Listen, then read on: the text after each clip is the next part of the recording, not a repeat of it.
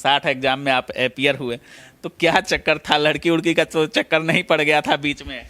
नहीं, लड़की का चक्कर भी मान सकते हैं, मतलब मुखर्जी नगर रहता था यहाँ तो। मान सकते हैं इसको? हाँ हाँ, मतलब प्यार हुआ था आपको? नहीं नहीं, प्यार तो नहीं, मतलब दोस्त थे उनके साथ, ऐसे चाय पे टपरी भपरी पे घूमते रहते थे रात में।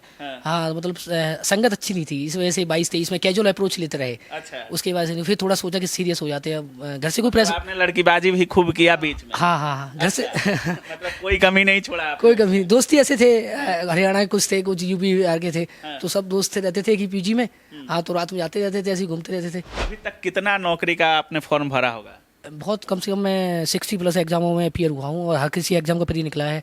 DSSB, 60 exam? हाँ, DSSB स्टेट एग्जाम और बहुत सारे एग्जाम। नमस्कार दोस्तों, सरकारी नौकरी क्या होता है इसका वैल्यू वही लोग समझ सकते हैं जो लगातार 3-4 सालों से मेहनत कर रहे हैं, फिर भी एक जॉब नहीं होता है। अभी हमारे कैमरा के फ्रेम में जो लड़का बैठा हुआ है, इसका DDA में जॉब हो चुका है।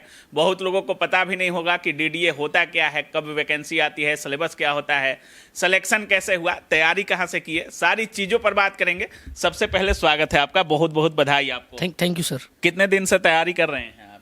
मैं 2022 से तैयारी कर रहा हूँ। अच्छा। हाँ, मुखर्जी नगर में रह के मैंने तैयारी करी है। अच्छा। हाँ, ऑनलाइन तैयारी करी थी। शुरू से ही इसी वैकेंसी पर, DDA पर ही फोकस था? नहीं नहीं नहीं, मैं SSC की तैयारी कर रहा था। SSC की तैयारी करता हूँ। CGL के मैंने मेंस लिखे हैं 4, 22 का, 23 का, 24 का, 25 का फिलहाल अभी लिखा था। 4 मेंस आपने SSC CGL के लिए? Yes sir, yes. CHSL के भी साथ में, मतलब 8 मेंस लिखे हैं मैंने। अच्छा। हाँ। अभी तक कितना नौकरी का आपने फॉर्म भरा होगा? बहुत कम से कम मैं 60+ एग्जामों में अपीयर हुआ हूँ, और हर किसी एग्जाम का प्री निकला है।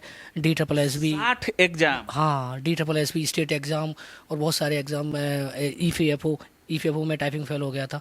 बहुत सारे एग्ज़ाम, CSIR अभी निकला था, उसमें एम्स, CRI, बहुत सारे एग्ज़ाम। मतलब 60 एग्जाम्स में फेल होने के बाद फाइनली 61वें में आपका सिलेक्शन हुआ है? Yes sir, yes sir. तो क्या गलती कर रहे थे? जैसे 60 एग्जाम आप दिए हैं, 60 जो फेलुअर हुआ आपका, उसमें कौन सी कॉमन गलती थी जो आप कर रहे थे जो इसमें आप नहीं किए?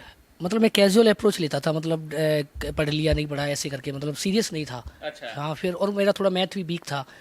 तो मैथ थोड़ा मेरा वीक था। वो मेरी इंग्लिश बहुत अच्छी है, लेकिन मैथ वीक है, इस वजह से थोड़ा मेरा नहीं होता था सिलेक्शन। फिर मैंने मैथ पे काम किया। मैंने सर की 45 डेज वाली मैराथन क्लास करी थी। कौन सर की? आदित्य सर की, आदित्य रंजन। हाँ हाँ, 45 दिन वाली क्या किया था? मैराथन किया था, 45 डेज मैराथन। अच्छा। उससे मेरा मैथ इंप्रूव हुआ, और फिर मैंने 51 डेज की मैराथन भी की थी। तो उस मैथ में क्या आपको दिखा? आप 60 एग्जाम दिए, इतने दिन 3-4 साल से तैयारी कर रहे थे, तो मैथ इंप्रूव क्यों नहीं हो रहा था? क्या था उस 45 दिन में? आदित्य रंजन सर में क्या अच्छा लगा आपको? क्या अंतर दिखा दूसरों से? अंतर सर थोड़ा बेसिक से बताते हैं। मुझे थोड़ा मैथ समझ में नहीं आता था, कोई भी टीचर हवा में उड़ा देता था। ये सर थोड़ा बेसिक से बताते हैं, तो मुझे थोड़ा समझ में आया। SI का इनका वो इंस्टॉलमेंट का कंसेप्ट थोड़ा अच्छा है, वो मैंने अच्छी तरह पढ़ा। और बहुत बहुत और कंसेप्ट है इनकी, वो ज्योमेट्री बहुत अच्छी तरह बताते हैं। सर्किल मेरा बहुत वीक था वो। हाँ, तो सर के साथ मैंने पढ़ के वो किया। अच्छा, DDA क्या है? दिल्ली डेवलपमेंट अथॉरिटी, ये एग्ज़ाम कराती है। हर साल तो नहीं कराती, पहले 23 में हुआ था एग्ज़ाम, फिर इस बार 25 में हुआ था। बहुत फास्ट प्रोसेस होती है इसकी। अच्छा, कितने दिन में ये वैकेंसी दे करके सिलेक्शन करवा लेते हैं? 4 महीने में हो गया था ये तो। मात्र 4 महीने में एग्जाम वगैरह सब कंडक्ट हो जाता है? हाँ, ज्वाइनिंग भी आ गई मेरी, मतलब मेरे पास ऑफर लेटर आया है। 21 मई तक ज्वाइन करना है। अच्छा। हाँ। और कितनी वैकेंसी थी इसमें? 199 थी मेरी। ऑल इंडिया रैंक 54 है। मतलब 199 वैकेंसी में आपका 54 है? हाँ, 54 रैंक है। मतलब रिचार्ज टॉपअप टाइप से था वैकेंसी? Yes sir, yes. और एप्लीकेंट कितने होंगे इसमें टोटल? मतलब 2500 रुपये फॉर्म फीस थी, तो शायद 2 लाख के समथिंग फॉर्म फिल हुए थे। अच्छा, 2 लाख में आपने रिजल्ट लिया है। क्या CGL वाले लड़के ही इसमें बैठते हैं? कौन से एग्जाम, क्या सिलेबस वगैरह SSC से मैच करता है? सेम सिलेबस होता है, सेम बिल्कुल DDA का सेम सिलेबस है। वही रीजनिंग, वही मैथ, वही GS, वही इंग्लिश, सेम है बिल्कुल SSC की तरह। तभी तो SSC के बच्चे ज़्यादातर लेते हैं सिलेक्शन में। अच्छा, आप 60 एग्जाम बता रहे हैं कि 60 एग्जाम में अपीयर हुए होंगे।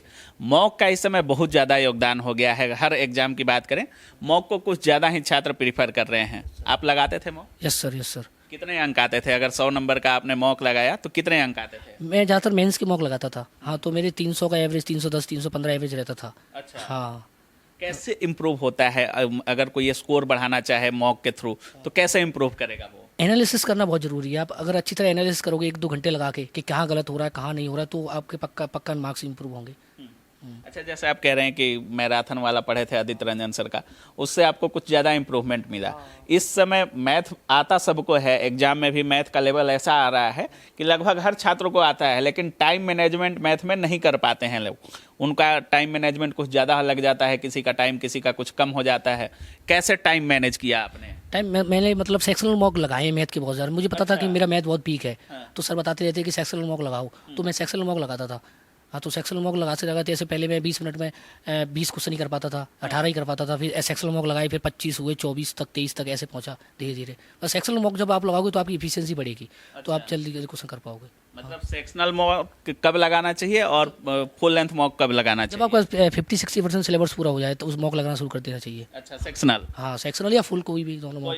हाँ, 50-60% सिलेबस कवर करने के बाद। अब बाद। हाँ, अच्छा अच्छा, आप कह रहे हैं कि 60 एग्जाम में आप अपीयर हुए, तो क्या चक्कर था? लड़की उड़की का तो चक्कर नहीं पड़ गया था बीच में? नहीं, लड़की का चक्कर भी मान सकते हैं, मतलब मुखर्जी नगर रहता था यहाँ, मान सकते हैं इसको? हाँ हाँ, मतलब प्यार हुआ था आपको? नहीं नहीं, प्यार तो नहीं, मतलब दोस्त थे, उनके साथ ऐसे चाय टपरी भबरी में घूमते रहते थे रात में। हाँ, मतलब संगत अच्छी नहीं थी, इस वजह से 22-23 में कैजुअल अप्रोच लेते रहे। अच्छा, उसके बाद से फिर थोड़ा सोचा कि सीरियस हो जाते हैं, घर से कोई तो प्रेशर। आपने लड़कीबाजी भी खूब किया बीच में? हाँ हाँ हाँ, घर से मतलब कोई कमी नहीं छोड़ा आपने? कोई कभी दोस्ती ऐसे थे, हरियाणा के कुछ थे, कुछ यूपी बिहार के थे, तो सब दोस्त थे, रहते थे कि पीजी में। हाँ, तो रात में जाते रहते थे, ऐसे ही घूमते रहते थे, तो घर से कोई प्रेशर नहीं था। हाँ, घर वाले के बस ये बोलते थे कि हाँ सीजन निकालना है, सीजन निकालना है, तो मैंने कहा हाँ हाँ निकाल लेंगे, ऐसे करता रहते थे। तो ये था, मतलब तो यही था, इस वजह से थोड़ा समय लग गया। क्या करते हैं आपके मम्मी पापा? मेरे पापा गवर्नमेंट जॉब करते हैं, वो नलकूप चालक है यूपी में। अच्छा, तो अभी लड़की सेट है या किसी से करना है दूसरे से? अब मम्मी पापा का नहीं, शादी तो घर वालों के कहने पे करेंगे। घर वालों के करने पे, बाकी जो होना था हो गया। हो गया, यस। बहुत सारे लड़के डिस्ट्रैक्शन के चक्कर में फंस जाते हैं, जैसे आपका अभी जॉब हो गया, नहीं हुआ होता तो अफसोस होता है, इसी चक्कर में अफसोस होता है आपको। उनको क्या कुछ बोलना चाहेंगे? मैं यही बोलना चाहूँगा, कंसिस्टेंसी से लगे रहें। कोई नहीं, 1-2 साल खराब करिए आपने, 1-2 साल खराब करिए, कोई नहीं। अगर आप ये उन 2 साल को निकाल दें, फिर 1 साल के लिए सीरियस हो जाएंगे, आराम से सिलेक्शन हो जाएगा। एक बार सीरियस होकर 1 साल तक पढ़ें। अच्छा, जो फ्रेश छात्र होगा, जैसे आप 3-4 साल से तैयारी कर रहे हैं, जैसे कोई मान लीजिए 12th पास किया और लग गया तैयारी में, उसको कौन सी गलतियां होंगी जो नहीं करना चाहिए और उसको क्या करना चाहिए कि जल्दी सिलेक्शन ले पाए? अब मतलब उसको ऐसे नहीं, मतलब किसी भी टीचर से कोई भी कुछ भी पढ़ लिया ऐसे नहीं पढ़ना है, मतलब एकदम पहले डिसाइड करना है कि क्या पढ़ना है, क्या नहीं करना है, मतलब क्या कौन सी गलती नहीं करनी है। मतलब कुछ भी पढ़े जा रहे हो, जीएस को पहले कोर सब्जेक्ट पे ध्यान देना है, मैथ, रीजनिंग, इंग्लिश, इन पे ध्यान देना है। बच्चे पहले दिन जीएस पढ़ने लगते हैं, तो जीएस तो तब पढ़नी है जब पहले तुम्हारी कोर सब्जेक्ट अच्छी है, तो कोर सब्जेक्ट अच्छी है फिर जीएस पढ़नी है। तो ये है बच्चे की, मैथ में रीजनिंग में 30 नंबर नहीं आ रहे हैं और जीएस पढ़े जा रहा है, तो ये सबसे बड़ी गलती कर रहा है बच्चा। अच्छा, पहले मैथ, रीजनिंग और इंग्लिश को मजबूत करना है। हाँ, कोर सब्जेक्ट में 150 में जब आपके 140 आने लग जाए तब आप जीएस पढ़िए, तो फिर जीएस में 30 आ जाएंगे तो बस 170 हो जाएंगे 200 में से। बहुत बहुत धन्यवाद। Thank you sir.